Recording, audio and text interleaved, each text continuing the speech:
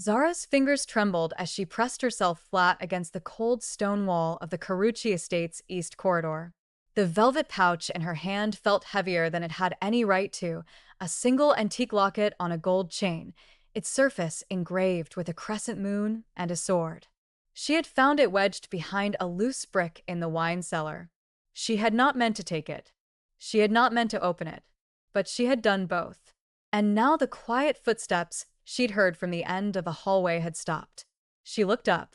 Lorenzo Carucci stood 6 feet away, dark eyes fixed on the locket dangling from her fingers. The most feared crime lord in New Orleans, a man who dismantled four rival families and never once raised his voice doing it, was looking at her with an expression she'd never seen on his face in the 2 months she'd worked in his home. Not rage, not suspicion. Something far more dangerous. Recognition. Where did you find that? His voice was barely a sound. A breath over stone. Sir, I was cleaning the wine cellar. It fell from the wall when I moved a crate. I wasn't going to open it. Her throat tightened. Sir, I said open it. He stepped forward, slowly. You already have. I can see it in your face. Zara's hands shook as she pressed the tiny clasp. The locket swung open. Inside were two photographs, one of a man she didn't recognize, and one of a young black woman with warm brown eyes and high cheekbones. A woman whose face she'd seen every day of her life in the mirror. Her mother. If you want to discover how Zara and Lorenzo's story began and what connects them through that locket, keep reading, because nothing about what happens next is what either of them expected. 3 months earlier, Zara Okafor had applied for the housekeeping position at the Carucci estate with $23 in her bank account and a single professional reference she had borrowed from a cousin who worked hotel management in Baton Rouge. She was 29, sharp, careful, and completely out of options.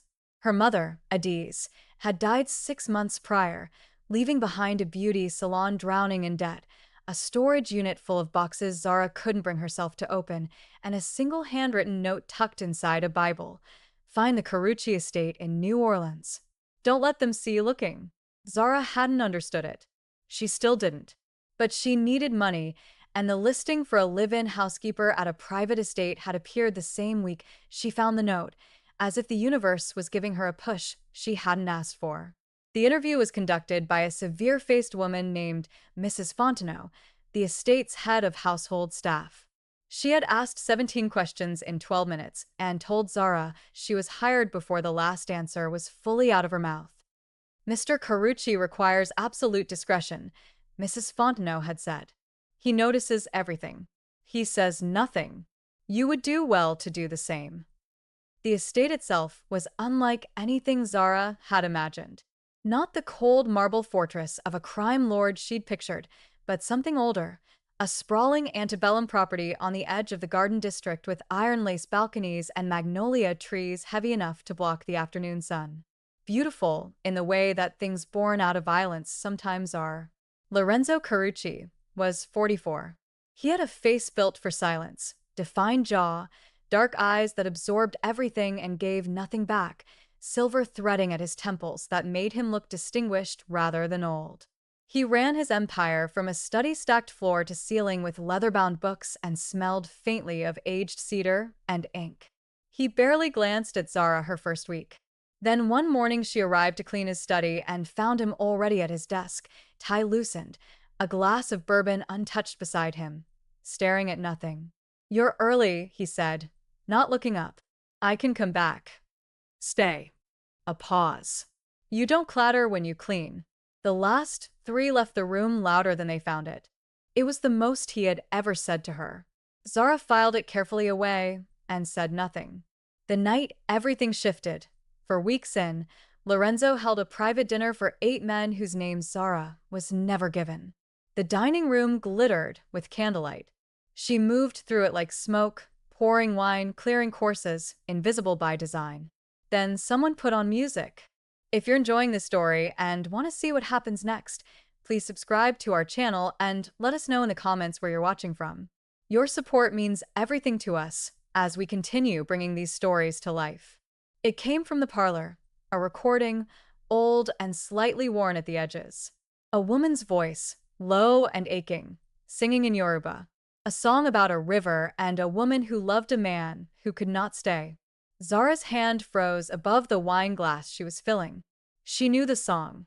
Her mother had hummed it every Sunday morning while braiding her hair. It was an old song, obscure, the kind passed down rather than recorded. She had never heard it outside of her childhood kitchen. A sound escaped her, small, involuntary. Almost nothing. But Lorenzo heard it. His gaze cut to her from across the table, sharp and immediate. The conversation around him continued. He didn't rejoin it. Later, after the guests had gone and she was clearing the last of the glasses, he appeared in the doorway. That song, he said. You recognized it. Yes, sir. My mother used to sing it. Where was she from?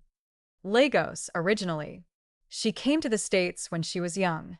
Zara kept her eyes on the tray in her hands. I don't know the whole story. She didn't talk about it much. Something shifted in his face. Barely perceptible, a tightening at the jaw, a stillness behind the eyes that hadn't been there before. What was her name?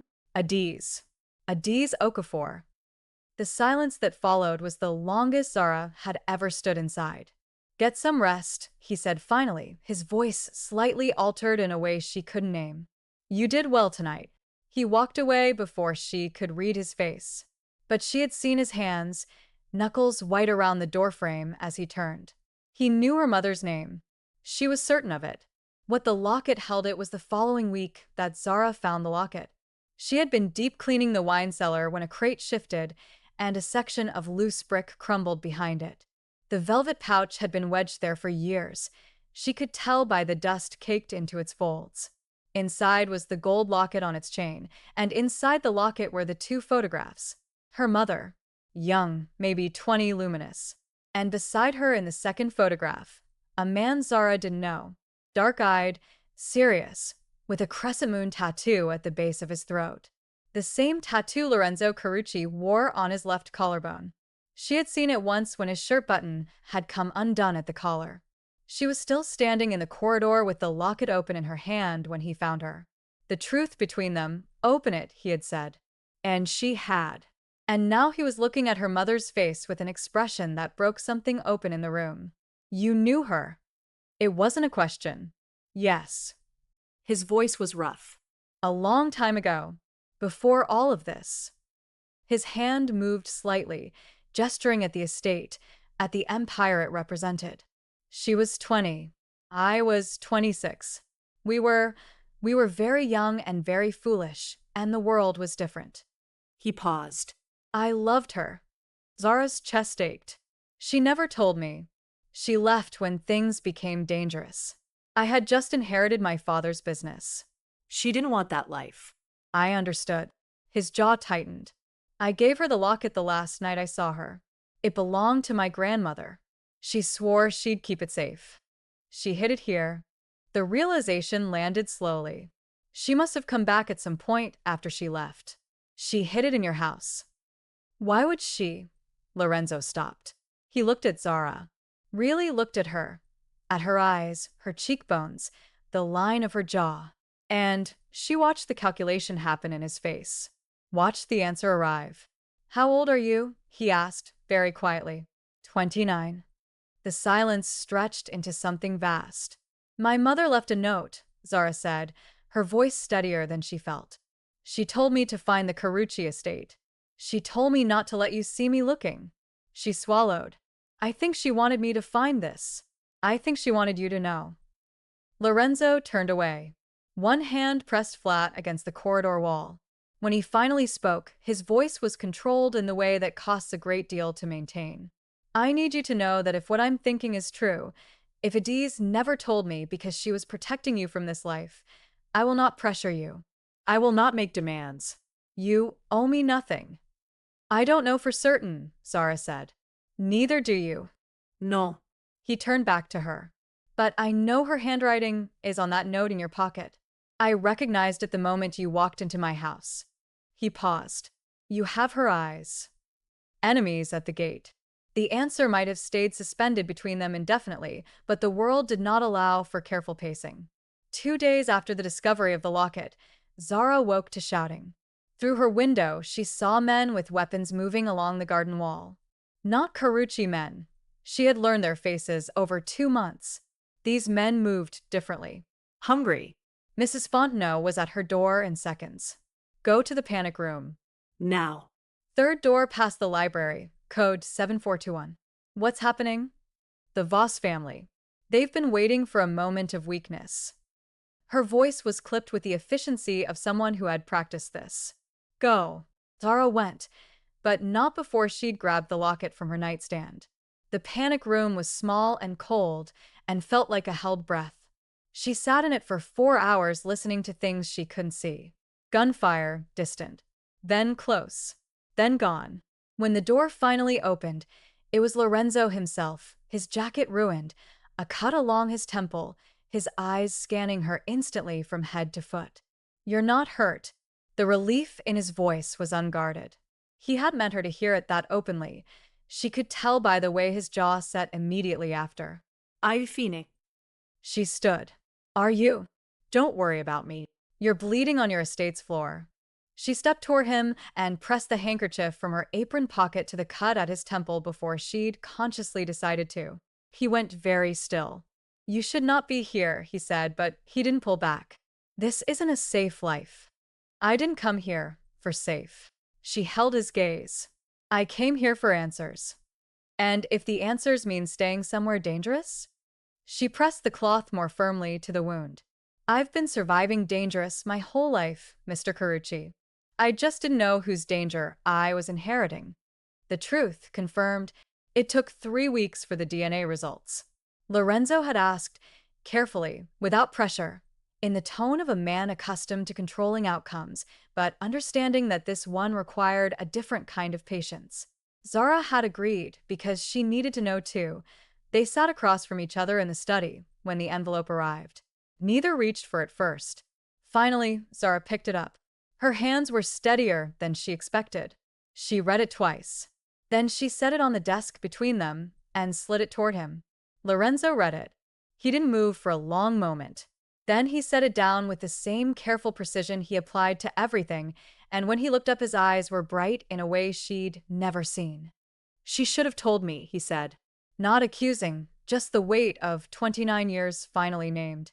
She was scared of your world. I know. He looked at the locket, which sat in a dish on his desk where Zara had placed it the day she found it. She kept the locket. She hid it here, in my house, where she knew I would eventually find it. Or someone who carried her face would. His voice roughened. She was telling me in the only way she could. Zara looked at the man across the desk. A crime lord. A man with blood on his ledger and an empire built on shadows. And also, impossibly, her father. I don't expect anything from you, she said carefully. I came here for answers, not for, I know. He stood and walked to the window. But I've spent 30 years building something no one wanted me to, and nothing for anyone who might. He was quiet for a moment. Your mother was the last person who made me consider a different kind of life. Then she was gone, and it was easier to stop considering it. And now, he turned.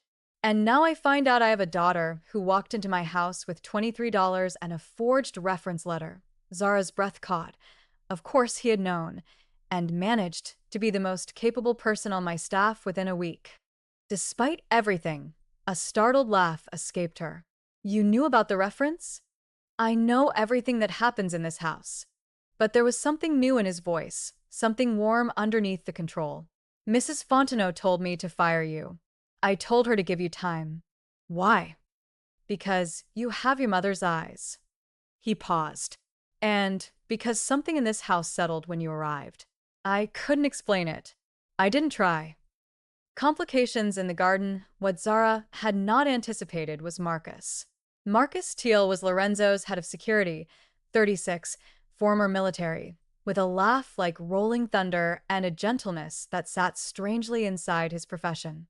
He had been friendly to Zara from her first week, the only member of the inner circle who had offered her a coffee and a genuine smile. As the weeks passed and the truth of her parentage settled between her and Lorenzo like new furniture, strange, occasionally bumped into, slowly becoming familiar. Marcus became something else. A constant, a steady presence in a world of shifting ground. He found her in the garden one evening, sitting with the locket open in her palm. He talks about her, Marcus said, sitting on the bench beside her without being asked. Your mother. Never by name, never enough to actually say anything. But when he's in the right mood and the bourbon is in the right place, sometimes something slips. He glanced at her. He's been different since you got here. Different how? Present. A simple word, but Marcus said it like it meant a great deal. Before, he ran the estate like a machine. Efficient. Correct. No warmth in it. He paused. Now he asks Mrs. Fontenot what you prefer for breakfast. Zara looked up. He had the South Suite freshened up last week, Marcus continued. The one with the balcony facing the garden. He hasn't said anything to you about it yet. He's trying to figure out how. He doesn't know how to do any of this, does he? Zara said softly. He knows how to run an empire, Marcus said. He knows how to outwit men twice as dangerous as himself. He does not, he added with the gentle candor of someone who'd worked closely with a person for years, know how to have a family. A pause. I think he's hoping you might teach him. It was somewhere in the middle of that conversation, with the magnolias heavy in the warm air and the city humming beyond the garden wall, that Zara understood she had stopped thinking of Lorenzo Carucci as an assignment. And she had started thinking of Marcus Teal as someone she might want to stay near, learning to stay. It happened gradually, the way the most real things do. Lorenzo had the suite prepared and presented it to her without ceremony, informing her that her status had been changed from staff to household member and that Mrs. Fontenot would understand, or she would find new employment. Zara had stood in the doorway of the suite, balcony doors open, the last light gilding the garden, and felt something loosen in her chest. You don't have to stay, he said. He said it every time he gave her something, room, access, safety, his name, as though he was perpetually braced for her to bolt. I know, she always answered. And she stayed. She learned the rhythms of the estate. The business meetings conducted in careful language that meant terrible things. The quiet dinners when it was just the two of them, Lorenzo asking careful questions about her childhood, not hungry for it, not guilty about it, just learning.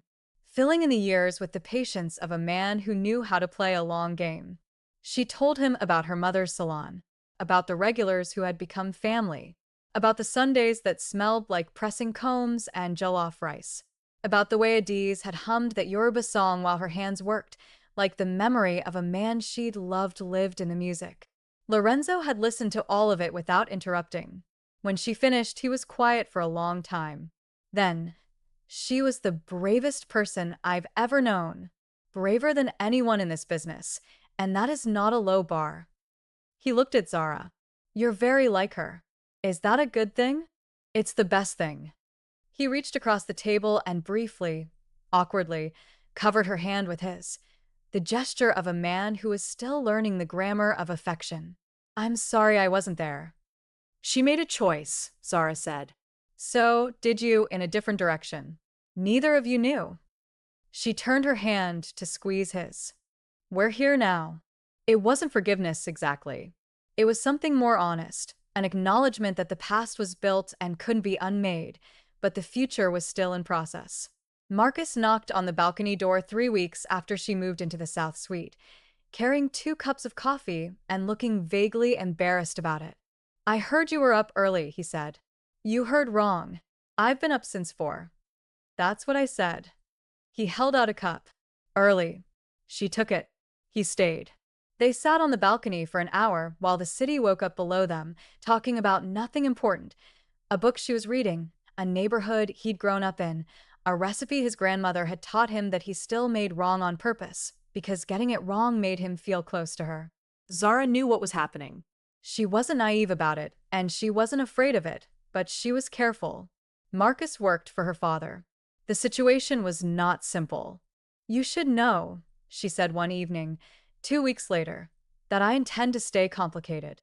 Marcus leaned against the doorframe with the unperturbed ease of a man who is very rarely surprised. I know. That's the part one like most. I'm going to fight with Lorenzo about the business. She meant the empire. the parts of it that stain the air. I'm going to push back. It's going to make your job harder. I've been waiting for someone to push back on him for 15 years, Marcus said. Take your time. She kissed him then, decisive and clear, the way she did most things. He kissed her back with a steadiness that felt like solid ground. When they broke apart, he touched her face. For the record, he said, I told him 6 weeks ago. Told him what? That I was going to fall in love with you. I thought he should hear it from me first. A pause. He told me you would make the call, and I should mind my own business until you did. Another pause. He was right, which is insufferable. Zara laughed, full and unguarded, and felt the last tightly held piece of her chest release. Before the storm breaks, the Voss family did not accept failure quietly. 3 weeks after the failed assault on the estate, Lorenzo received intelligence that the Voss faction had discovered something that changed the calculation entirely, that the woman living in Carucci's household was his daughter. He told Zara himself, calmly, over their morning coffee. They'll use you to get to me. They know I won't negotiate over property or money, but there are things, he stopped. Measured his next words carefully. There are things that would make me irrational. And I'm one of them now. Yes. He said it without apology, without drama. As a fact. I want to send you to the safe house in Baton Rouge until… No. She set her cup down. I'm not running. Zara, I didn't come here to be protected into a corner. She looked at him steadily. I came here to know who I am. This is part of who I am now, whether I chose it or not. Help me be useful. Lorenzo studied her for a long, assessing moment. Then he said, Your mother would have said the same thing. I know. It gave me gray hair the first time, too. He almost smiled, not quite. All right. Marcus stays with you. Non negotiable. Agreed. She paused. Though for the record, he was going to do that anyway. I know. This time he did smile, brief, restrained, enormous in context. I told him to. What comes after? The Voss situation ended not in fire but in negotiation, one that Zara sat in on, at Lorenzo's request, as an observer. She watched her father dismantle 3 men across a conference table with the quiet, methodical precision of someone who had long since stopped needing force to win. She didn't admire all of it. She told him so afterward. He listened in the way she had come to recognize as his particular form of respect, without defense, without explanation, with the still attention of a man who understood that being heard was what she was asking for. I'm not asking you to like all of it, he said. I'm asking you to trust that I'm working toward something better. Are you? I am now. He looked at her plainly. I have a reason to. 6 months after the night Zara pressed a handkerchief to her father's temple in the East Corridor, Lorenzo gave a small dinner. Not business, just family. A word neither of them had used easily until recently. Present were Mrs. Fontenot, who had thawed by approximately 12% and occasionally smiled on Fridays. Marcus, who sat beside Zara and somehow always knew when her glass needed refilling. 2 of Lorenzo's oldest associates who had met Adiz years ago and spent most of the evening asking Zara questions about herself with a slightly overwhelmed air of people discovering that a story they'd thought was finished had simply been taking a long pause. After the others had gone, and the house had settled into its nightly quiet, Lorenzo came to find Zara on the south balcony. He was holding the locket. I had something added, he said, and turned it over. On the back, newly engraved, for the daughter we will find. Yo, with a date. 29 years ago, almost to the month. Zara stared at it. She engraved it? The goldsmith I used to repair estate pieces found the engraving when I brought it in for cleaning. It was on the inside of the back plate, under the hinge. Hidden. Lorenzo's voice was steady in the way that things are steady when they're being held very deliberately. She knew. When she hid it here, she already knew she was pregnant. She left you a path to find me. He paused. She left me a path to find you. Zara took the locket from him, held it in both hands the way you hold something that is also holding you back. She could have told you, she said softly. She was afraid of what this world would mean for you. She was right to be afraid. He looked at her. But she also knew I would want to know. So she trusted time, and the right door, and the right daughter to walk through it. He said it quietly, with the precision of someone who had been sitting with it long enough to say it right. Zara stepped forward and did what she had not yet done. She put her arms around him. He was stiff for a moment, the way a person is when they are not yet practiced in being held. Then he put his arms around her back and held on. It was not the end of hard things. There were still negotiations that stained the air, still choices that didn't sit cleanly in the light, still long work ahead, the kind that couldn't be undone quickly. But it was the beginning of something real and chosen. When she pulled back, Marcus was leaning in the balcony doorway, watching them both with the quiet warmth of a man who had been patient for something worth being patient for. The kitchen is making beignets, he said. Mrs. Fontenot is furious about the powdered sugar. I thought you should both be there for it. Lorenzo made a sound that was almost a laugh. We'll be right in. Zara closed the locket and pressed it once to her chest. Then she slipped it into her pocket, not to keep locked away, not to hide, but to carry. The way you carry the things that found their way to you against all odds. Her mother's song played in some interior distance of her mind, the one about the river and the man who couldn't stay. But Zara had rewritten the ending in the course of the last 6 months. In her version, the woman didn't wait by the river. She found the door. She knocked. She walked in with $23 and a borrowed reference letter. And she stayed. This story has reached its conclusion. Thank you all for following this story. If you enjoyed it, please write in the comments where you're watching from and share your thoughts about this story. And don't forget to like, subscribe, and share this video as your support is important for me to continue creating content. Until next time.